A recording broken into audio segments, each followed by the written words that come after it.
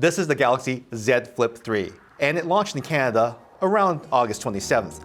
I had this phone beforehand, and if you want to know a little bit more about the specs and everything like that, you can check out our YouTube review right around here. Now, because I've had this since August, I've had a lot of time to really use the phone and get to know it. It's almost like the honeymoon phase is over, and now I can really look at this phone for all of its faults, all of its pros, and all of its cons. And I really want to share that with you because I know a lot of you are considering this phone for the holidays or for an upgrade coming up really soon. So let's get down to it. And if you don't know who I am, hi, I'm Steven. Nice to meet you. And if you like what we're doing on this channel, make sure that you hit the subscribe button, like the video, and leave a bunch of comments for me so I can get right in there with you. Rarely have I ever wanted to buy a device at launch. I usually wait a couple months, maybe even a full year before I pick up a brand new device. And it's not to say that my other phone, which was a OnePlus 7T Pro, was completely out of spec for me.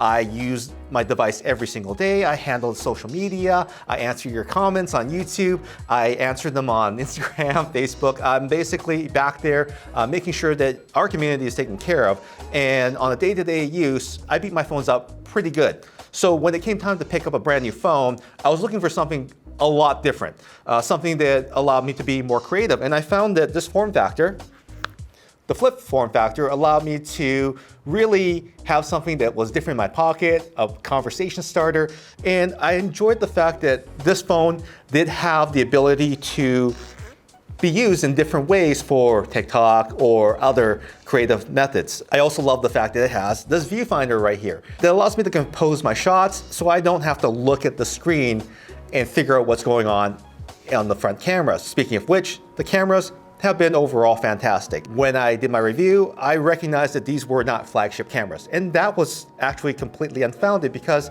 they've done a really good job. They may not be the top spec cameras, but driving the whole electronics, driving everything is great software, great camera software from Samsung, excellent processing, and of course, a high-end Qualcomm 888 5G chipset on board. So there's no slowdowns on that part. Now getting into the negatives, however, what I found is that the battery life was abysmal. This phone, given all of my use, given the fact that it's mostly out of my pocket all the time, and again, I thought that this little tiny screen in the back would allow me to get more battery life out of it because it was smaller. I could triage some of my messages, but no. I used it more as a clock. I used it more as kind of a glance to tell me to open the phone. I didn't use it to triage my messages like I thought I would, in which case I ended up opening the phone and using the full-size screen almost all the time. And that led to the downfall on the battery. At most during the day, I might get anywhere between 7 to 8 hours. I know that's quite horrible considering that a lot of phones out there will last you the entire day on a single charge. This one doesn't cut it. The battery being split between the front half and the back half, it's made it a lot more difficult for Samsung to squeeze something a lot bigger into this form factor here. And I think that overall, that's something that is par for course for something like this, but it also makes it a lot less usable for someone that is on the phone all day long. Now the Samsung Galaxy Z Flip has two cameras, a wide angle and a normal lens. Now pixels aside, these cameras have actually been quite good.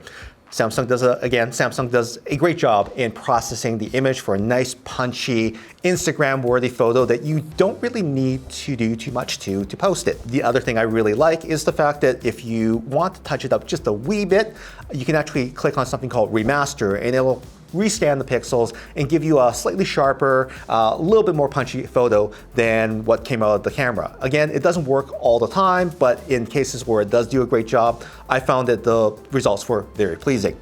Now, speaking of screens and everything like that, where these cameras are, this is the front screen right here. You can put wallpapers on it and everything like that. This screen has been more or less problematic. I've had no issues with the touch capability. However, this is what most people are worried about, which is the fold. The crease has met with some controversy because some reviewers and some users out there have said that it's cracked. Well, to be perfectly honest with you, I've had absolutely no issues with this crease. In fact, what I've ended up doing is I've been using the crease as kind of my guide point for being able to fold the phone.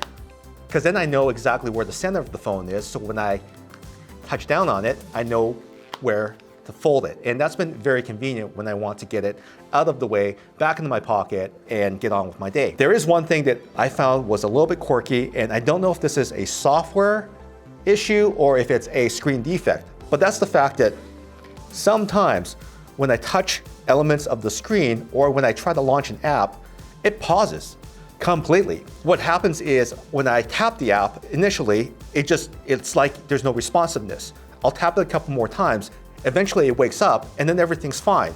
So I don't know if there's some sort of a defect inside the screen or maybe a software update will fix it.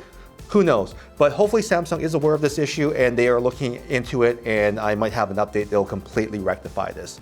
It is very rare, but it does happen. Now, one of the things about the design is the fact that outside of this case, which I've had to put on, it's a very nice looking phone. It is slim, sleek, and it has this oleophobic coating on the outside that doesn't attract fingerprints. It's also extremely slippery. When I reviewed the initial Samsung sample that we were sent, it fell out of my hands.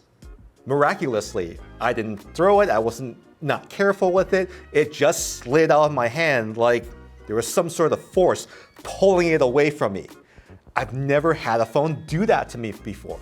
So when I put it on the Qi charger, which came with this phone as part of a promotional bundle when I purchased it, it also floated off the charger for some apparent reason. And I don't know why that is.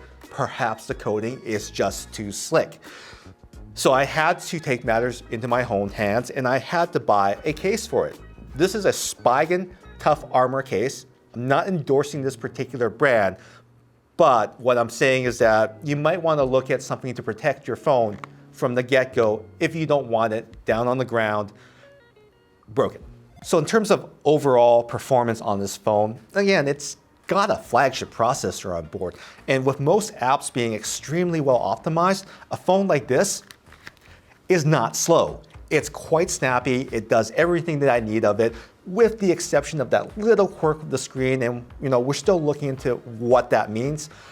It's been a joy to use. I can edit videos with it, photos. I've been using Lightroom on it, Adobe Rush. And if that's not enough power, it even has an enhanced processing mode that I can use to overclock it somewhat to speed it up even. And that's very helpful for when I'm exporting photos or exporting videos.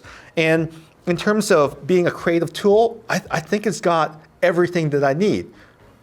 However, when I pointed out the battery life, this is one point where I feel that it really falls down, because during my review initially, I was mainly using it indoors. I didn't take it out and actually take it outdoors to really create with it. And once I was able to do that, the battery life got even worse. So as I'm outside, as I'm doing things with it, I don't have a way to charge it. I would have to carry a battery bank with it, which would weigh me down.